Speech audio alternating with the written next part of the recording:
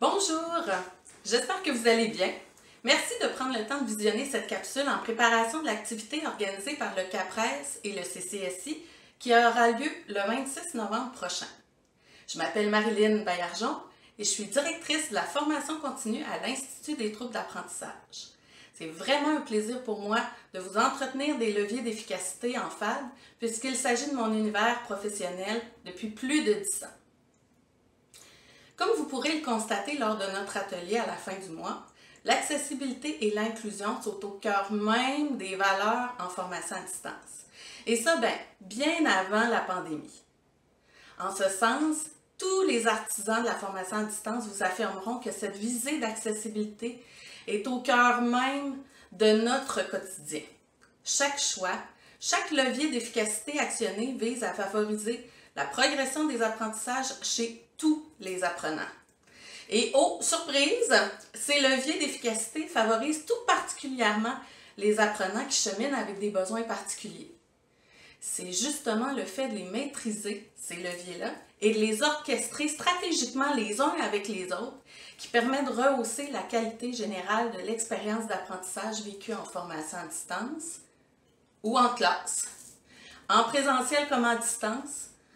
Alors, tous les apprenants, peu importe leur profil, leurs forces, leurs aspirations ou leurs défis, peuvent profiter de la mise en place de ces leviers. En contexte de pandémie ou non, les leviers d'efficacité en formation à distance demeurent les mêmes. Ces leviers résident non pas dans une solution technologique, mais avant toute chose dans les choix pédagogiques et la posture professionnelle des différents acteurs impliqués.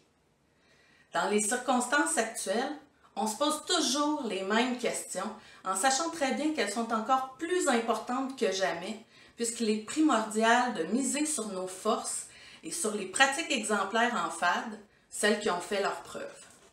Surtout parce que, présentement, pour plusieurs apprenants, la formation à distance n'est pas choisie, elle est imposée. C'est également souvent le cas pour les acteurs qui gravitent autour de leur cheminement scolaire. Enseignants, professionnels, gestionnaires. Quels sont ces 5 leviers? Le premier, c'est d'assurer l'alignement pédagogique. Y a-t-il un parfait alignement entre les objectifs et les activités d'apprentissage et d'évaluation? Le deuxième levier, c'est de miser sur le développement d'une expertise collaborative. Qu'est-ce que ça veut dire? Ça veut dire en fait, le questionnement derrière, c'est de savoir si nos pratiques professionnelles sont adaptées et uniformisées pour assurer aux apprenants une expérience à la fois cohérente, progressive et signifiante. Le troisième levier réside dans le fait d'adopter la perspective de l'apprenant. Comme vous pourrez le constater lors de l'atelier, le fait de connaître le profil des apprenants vous permettra de faire des choix plus judicieux, qui auront une incidence directe sur votre charge de travail. Le quatrième levier, c'est de pouvoir toujours compter sur les pratiques exemplaires et probantes. À ce sujet, nous aurons l'occasion d'explorer ensemble les pratiques qui ont fait leurs preuves. À ce titre, la recherche représente un allié considérable. Enfin, le dernier levier à notre disposition est le fait d'œuvrer dans une perspective d'amélioration continue.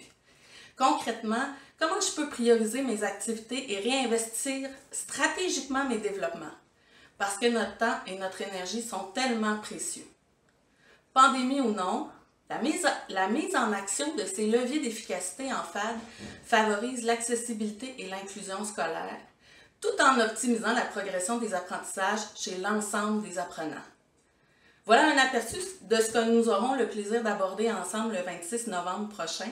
J'ai déjà hâte de vous y retrouver pour approfondir avec vous comment, au quotidien, peuvent s'incarner chacun de ces leviers d'efficacité.